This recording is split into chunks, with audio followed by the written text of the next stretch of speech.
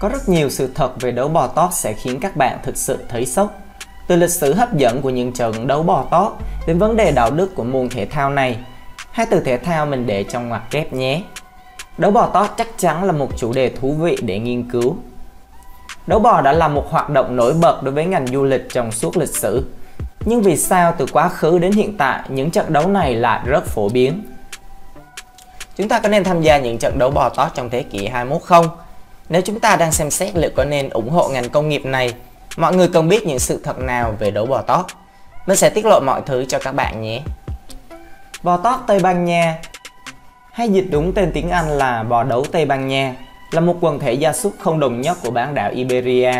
Chúng chỉ được lai tạo và chăn thả tự do trong các khu đất rộng rãi ở Tây Ban Nha, Bồ Đào Nha, Pháp và các nước Mỹ Latin nơi có tổ chức đấu bò tót. Thuật ngữ bò tót có thể là không chính xác về mặt sinh học vì chúng không thuộc loài bò tót trong hoang dã mà là một giống bò nhà. Tuy vậy đây là thuật ngữ thông dụng trong truyền thông, văn học để chỉ về những con bò này. Những con bò tót đực được lựa chọn chủ yếu dựa vào sự kết hợp đồng nhất giữa tính hiếu chiến, năng lượng, sức mạnh và sức chịu đựng. Bò tót Tây Ban Nha mang nét đặc trưng riêng vì hành vi hung tàn của nó, đặc biệt là khi sống một mình hoặc khi không thể chạy trốn. Đa phần bò tót Tây Ban Nha có màu đen hoặc nâu sẫm, nhưng nếu có các màu khác cũng là điều bình thường như cân đường hộp sữa. Bò tót Tây Ban Nha trưởng thành chậm hơn so với các giống bò thịt vì chúng không được lai tạo cho mục đích tăng trọng. Thay vào đó chúng sẽ có vẻ ngoài lực lưỡng của một trimmer. Với phần thịt nổi bật ở cổ và phức hợp của các cơ trên vai và cổ mang lại cho con bò đực hình dáng và sức mạnh đặc biệt cùng với sừng của nó. Sừng của chúng dài hơn hầu hết các giống khác và chúng xuất hiện ở cả con đực và con cái. Bò tót Tây Ban Nha đực trưởng thành nặng từ 408 đến 700 kg. Tuổi thọ của một con bò tót Tây Ban Nha đực được ân xá có thể từ 20 đến 25 năm. Bò đấu Tây Ban Nha được xem là biểu tượng của đất nước Tây Ban Nha.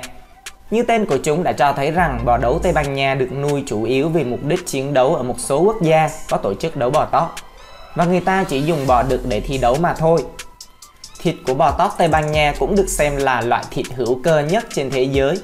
Thịt hữu cơ là kiểu thịt như gà ta đó các bạn, ahihi. Bò tót Tây Ban Nha được chăn thả trên các trại chăn nuôi rộng rãi ở nước này. Điều gì làm cho bò tót Tây Ban Nha trở nên đặc biệt? Trước hết chúng là giống gia súc thuần hóa duy nhất không được dùng để lấy thịt hoặc sản xuất sữa, mà là để trở nên nhanh nhẹn và quyết liệt. Người ta cho biết rằng chúng được sống tự do quanh năm và thực tế là những con bò được chiến thắng trong cuộc chiến với những con đực khác sẽ được chọn làm giống. Một loại chọn lọc tự nhiên do con người tạo ra, đã giúp giữ lại những đặc điểm nguyên thủy không còn nhìn thấy trong nhiều giống bò khác. Những người yêu thích giống này cho rằng đây là loài gia súc giống với loài bò rừng châu Âu đã tuyệt chủng nhất. Tỷ lệ cơ thể của chúng có thể thay đổi. Một số con bò đực có thân dài, trong khi những con khác có thân ngắn giống như bò rừng châu Âu. Phần eo của bò tót Tây Ban Nha thường rất mảnh mai, mặc dù không phải xuất hiện ở tất cả các cá thể, tương tự như các loài bò rừng hoang dã khác. Hầu hết những con bò tót Tây Ban Nha đực mà chúng ta thấy trên đấu trường đều vẫn chưa trưởng thành, đạt trên 4 năm tuổi, vì chúng sẽ mất đến 6 năm để đạt kích thước to nhất. Tuy nhiên, bò tót Tây Ban Nha vẫn là giống gia súc khỏe mạnh nhất. Chân của loài gia súc chiến đấu này có xu hướng ngắn hơn một chút so với bò rừng châu Âu, nhưng một số con lại có tỷ lệ chân so với cơ thể hoàn hảo. Bò tót Tây Ban Nha là một trong số ít những giống gia súc có đầu to và nhiều con có hình dạng hộp sọ thực sự dài, mặt trước và cái mũi dài, hốc mắt được nhìn thấy rõ ràng, quả đầu thẳng hoặc có thể lõm đi ít nhiều. Ngoài ra, bò tót có bộ lông xoăn nổi bật nằm giữa hai chiếc sừng, tạo cho chúng vẻ ngoài dữ tợn giống với loài bò rừng châu Âu. Sừng thường có kích thước trung bình và gần như luôn hướng về phía trước. Tùy thuộc vào từng cá nhân, sừng của bò tót Tây Ban Nha sẽ gần giống với loài bò rừng châu Âu. Một vấn đề khác liên quan đến ngoại hình của bò tót Tây Ban Nha là kích thước của chúng đã nhỏ hơn so với tổ tiên của mình. Bò tót Tây Ban Nha được lai tạo nhỏ nhắn để giúp đấu sĩ dễ chiến đấu hơn và hiện nay chiều cao tính từ vai của chúng có thể dao động từ 1,1 đến 1,4 mét. Về sinh thái học, bò tót Tây Ban Nha thuộc giống gia súc cứng cáp, quen với những nơi ít lá cây, sống tự do quanh năm và quen với mọi loại thời tiết. Giống với hầu hết tất cả các gia súc nguyên thủy ở Iberia. Nhưng điều thú vị là các nhà lai tạo Abu cho biết chúng là loài động vật duy nhất không bao giờ được ăn thực phẩm bổ sung ở Lipauke trong suốt mùa đông. Kẻ săn mồi. Bò tót Tây Ban Nha là một trong số rất ít những gia súc chăn nuôi có khả năng tự vệ thành công khỏi không chỉ chó sói mà còn cả các loài mèo lớn. Bò tót Tây Ban Nha đã đánh bại cả những con sư tử trong các trận chiến ở quá khứ. Thật ấn tượng phải không nào? Tây Ban Nha xây dựng trường dạy đấu bò tót cho trẻ em. Có 15 trường dạy đấu bò tót ở Tây Ban Nha. Người ta bắt đầu dạy các đấu sĩ nhí này khi các em đạt 14 tuổi. Các huấn luyện viên sẽ bắt đầu luyện tập trên những con bò đực giả và sau đó đến những con bò đực con trước khi họ được phép đến gần những con đực trưởng thành. Năm 2015, chính phủ đảng bảo thủ của Tây Ban Nha vốn đã ủng hộ mạnh mẽ những trận đấu bò tót, thông báo rằng họ có kế hoạch tổ chức các khóa học về đấu bò tót như các môn học tự chọn cho học sinh các trường tiểu bang. Không phải tất cả những con bò tót đực đều bị giết chết trong đấu trường. Đối với một số con thể hiện những hành vi vô cùng dũng cảm và mẫu mực trên võ đài, chúng có thể được ân xá. Khán giả sẽ sử dụng khăn tay màu trắng để thuyết phục người chủ của đấu trường giúp cho con bò tót đó được sống, và trong một số trường hợp hiếm hoi, chúng sẽ được phép quay trở lại trang trại nơi đã từng được nuôi dưỡng và sống những ngày còn lại trong yên bình. Những cái chết của người đấu bò đang gia tăng. Victor Barrio, 29 tuổi, trở thành đấu sĩ đầu tiên bị giết trong cuộc đấu bò ở Tây Ban Nha trong hơn 30 năm. Vào tháng 6 năm 2017, một đấu sĩ đấu bò Tây Ban Nha khác đã thiệt mạng trên võ đài sau khi vấp phải áo choàng của anh ta. Ivan Fadino trở thành đấu sĩ đấu bò thứ hai chết trong vòng chưa đầy 12 tháng trong một trận đấu bò ở Pháp. Theo các chuyên gia, hơn 500 đấu sĩ đấu bò đã chết trên võ đài kể từ năm 1700. Nhưng trong thời hiện đại, các đấu sĩ đấu bò tử vong tương đối hiếm gặp và không có thương tích nghiêm trọng, nhưng việc bị húc xảy ra khá thường xuyên. Những con bò đực đã được lai tạo đặc biệt để thi đấu. Bò tót Tây Ban Nha còn được gọi là Toro Bravo hoặc Lidia. Một số chuyên gia đã tìm hiểu và phát hiện nguồn gốc của giống bò này đến từ những con bò đực Iberia được sử dụng trong các trò chơi ở đấu trường La Mã. Những con bò đực này được lai tạo đặc biệt vì tính hung dữ của chúng, và không giống như những con bò đực được thuần hóa. Bò tót Tây Ban Nha sẽ luôn lao vào mục tiêu mà chúng nhắm đến. Những quầy bar trưng bày về việc đấu bò tót.